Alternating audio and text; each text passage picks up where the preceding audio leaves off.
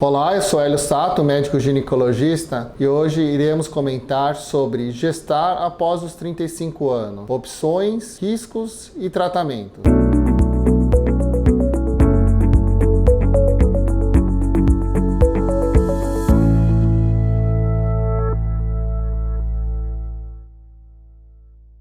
Atualmente, no consultório, eu posso arriscar que 80% das pacientes na qual acompanhamos o pré-natal tem mais do que 35 anos de idade. Pois, cada vez mais as mulheres têm postergado a maternidade por razões pessoais ou principalmente por questões profissionais. E dessa maneira, essa pergunta sobre o risco de gestar após os 35 anos tem sido cada vez mais frequente nas clínicas. Em relação a engravidar após os 35 anos, não é somente desvantagens. Eu acho que a principal vantagem de engravidar após os 35 anos é a maturidade. Lidar com uma gravidez e após o nascimento demanda um conhecimento maior da vida, pois uma mulher que após os 35 anos vive essa experiência, ela vai ter uma plenitude maior, pois já passou por muitas outras experiências e vai compreender que aquele momento ele é muito especial na vida dela. E outra questão é cuidar de uma criança, que quanto mais madura a mulher, tende a ter mais paciência, ter mais entendimento de alguns detalhes e dessa maneira é vantajoso. Porém, fisicamente, uma mulher após os 35 anos, ela tem alguns riscos em relação a maior chance de hipertensão, diabetes, ganho de peso, dificuldade durante o trabalho de parto e também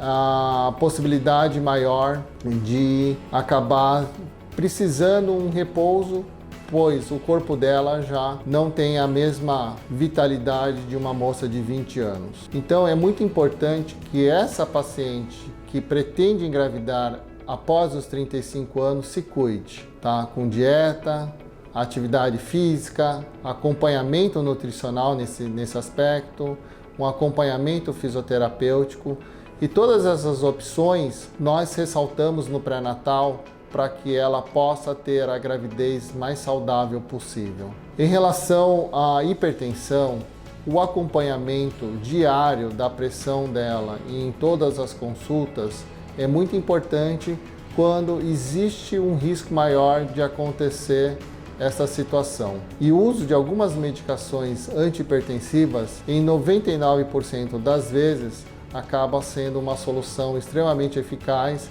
sem a necessidade de um acompanhamento por meio de uma internação hospitalar. Outro cuidado muito relevante também na mulher após os 35 anos é sua pele, o seu dente, o seu cabelo, também de modo geral, e tudo isso vai depender muito da dieta e eventualmente de intervenções com um dermatologista, que muitas vezes acaba sendo recomendável durante essa fase de pré-natal. Em relação aos riscos, ao concepto, ao bebê, quando uma mulher engravida aos 35 anos, o principal deles é o aborto. Então, se eu fizer um acompanhamento do gráfico que mostra a taxa de aborto de acordo com a faixa etária, abaixo dos 30 anos, oscila por volta de 10 a 15%. Acima dos 35 anos, ao 40 anos, por volta de 25%.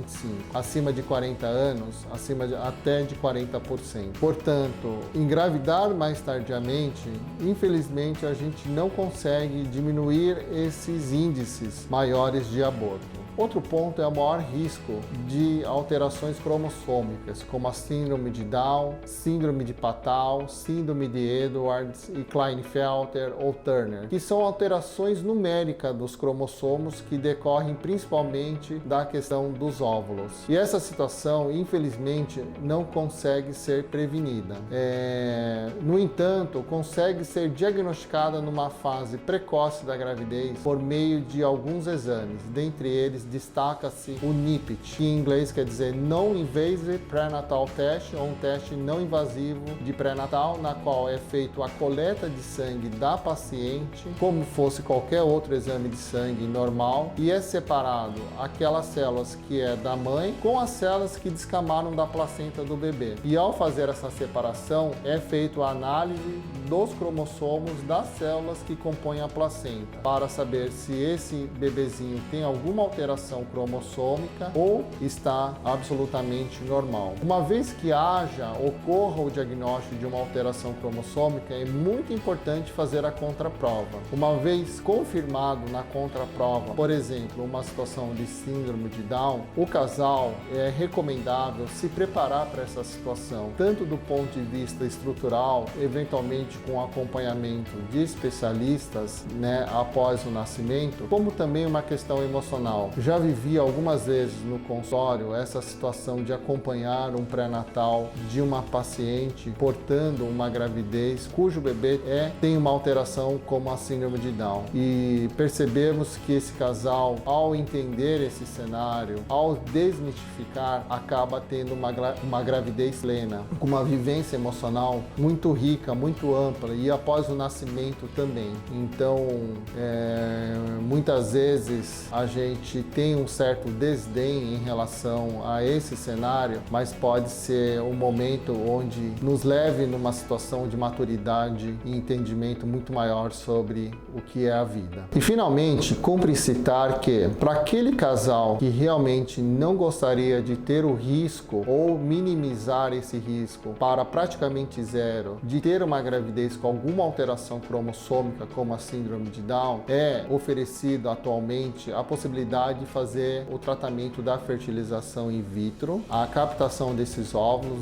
a fertilização dos óvulos, o acompanhamento da evolução dos embriões e anteriormente à transferência desse embrião para dentro do útero é analisado a questão cromossômica. Uma vez constatado que aquele embrião ele tem a sua distribuição cromossômica numérica e também da quantidade de informações genéticas em ordem, é feita a transferência. E dessa maneira diminui-se o risco de aborto e dessa forma também diminui ou praticamente zera o risco de uma gravidez com alguma alteração cromossômica. Muito embora é questionada se é válido esse recurso como objetivo primário de se evitar uma alteração sindrômica como a do Down. Mais uma vez agradeço a atenção de todos.